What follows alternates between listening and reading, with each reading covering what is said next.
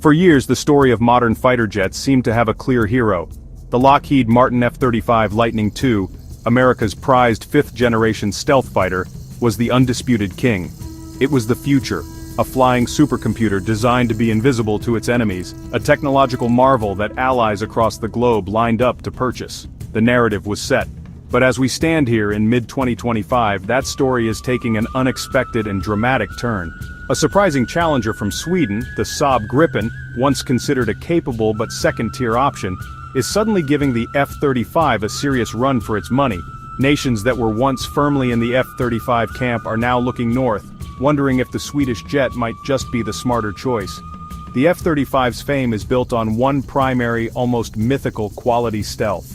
Its design is intended to make it nearly undetectable to enemy radar, allowing it to slip past defenses and strike with impunity. It also boasts an incredible array of sensors that collect vast amounts of data, painting a comprehensive picture of the battlefield for the pilot. This combination of stealth and advanced situational awareness was thought to be unbeatable, the defining feature of a fifth-generation fighter.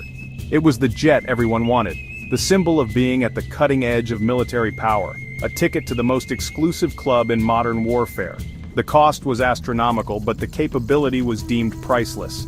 Then came the Gripen E, the latest evolution of Saab's agile fighter. On the surface, it's a fourth-generation aircraft, meaning it doesn't have the same built-in radar-evading shape as the F-35. For a long time, this fact alone placed it in a different category. But Saab has been playing a different game. Instead of focusing solely on making the jet itself invisible, they have poured decades of expertise into making everything else visible. They have engineered the Gripen to be a master of electronic warfare, a digital ghost that can disrupt and outsmart its opponents. Now this underdog is forcing a global re-evaluation of what it truly means to dominate the skies. The shockwave hit the defense world in early 2025. Countries like Canada and Portugal, both NATO members on track to acquire the F-35, suddenly hit the brakes. Reports emerged that they were seriously reconsidering their multi-billion-dollar commitments due to shifting political winds and a closer look at what the Gripen E now offers. This wasn't just a minor procurement debate, it was a fundamental challenge to the established order. The idea that a smaller, non-stealth fighter could compete with the F-35 on a level playing field was once unthinkable. Today, it's a reality that is reshaping alliances and the very future of aerial combat.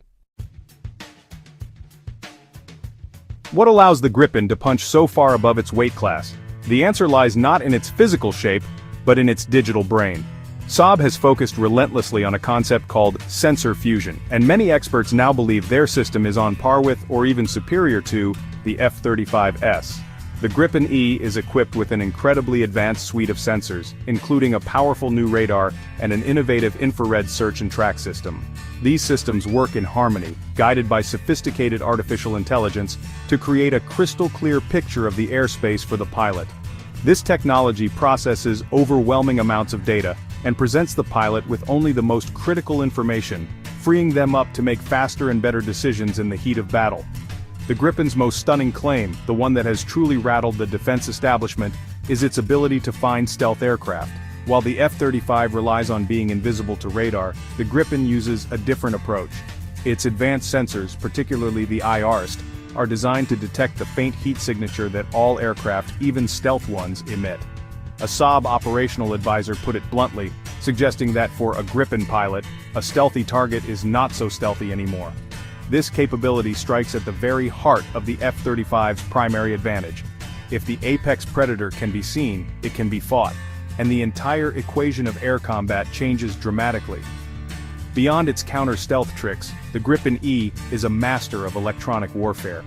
It's designed to be an electronic phantom, capable of jamming enemy radar, spoofing their sensors and disrupting their communications. While the F-35 is a quiet hunter, the Gripen is a digital magician, creating illusions and confusion to protect itself and its allies.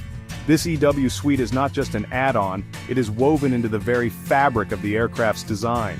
This focus means the Gripen can operate effectively in heavily contested airspace, not by hiding, but by controlling the electronic spectrum and blinding its adversaries before they even know it's there.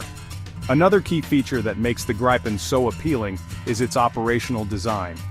Unlike the F-35, which requires pristine, established airbases, The Gripen was built for the harsh realities of a potential conflict in Scandinavia.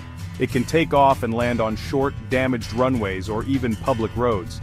It can be refueled and rearmed by a small ground crew in a matter of minutes. This rugged, low-maintenance approach makes it incredibly flexible and cost-effective to operate. For countries with vast territories and limited infrastructure like Canada, this practicality is a powerful argument in the Gripen's favor, offering a resilience that the more demanding F-35 simply cannot match. The sudden interest from Canada and Portugal in the Gripen is not just about technology, it's deeply intertwined with politics and national strategy. In early 2025, shifts in U.S. foreign policy created a sense of uncertainty among some allies. The dependency on a single American-made platform like the F-35 began to look less like a strategic partnership and more like a potential vulnerability. For a country like Canada, which prides itself on an independent foreign policy, the idea of having its Air Force's effectiveness tied so closely to the political whims of another nation became a point of serious concern. This prompted leaders like Prime Minister Mark Carney to publicly question the F-35 deal, even after initial contracts were signed. Choosing the Gripen is seen by some as a way to gain strategic autonomy. While the Swedish jet does use American components such as its General Electric engine, the platform itself is European. This diversification is appealing. It suggests a future where a country isn't entirely reliant on the US for parts, upgrades, and operational permissions. For a nation like Portugal, this could mean more control over its own defense posture within Europe.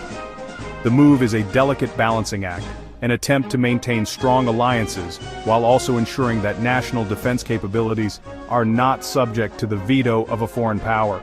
It's a signal that these countries want to be partners, not just customers. However, the case against switching from the F-35 is formidable and deeply rooted in the realities of modern military alliances. The F-35 is the backbone of NATO's air power. Allies from the UK to Norway and from Finland to Italy are all flying it. This creates a seamless network where data can be shared instantly between aircraft from different nations, multiplying their collective strength. Critics argue that by opting for the Gripen, Canada would be stepping outside this critical network, complicating joint operations with its most important allies, particularly the United States under the NORAD agreement. This loss of interoperability, they claim, is a price too high to pay. Furthermore, there are immense logistical and financial hurdles to reversing course. Canada has already begun building specialized infrastructure to support its planned F-35 fleet and has contracted for the first 16 jets. Backing out now would mean wasting millions of dollars and creating a logistical nightmare of running two separate supply chains for maintenance, parts, and pilot training.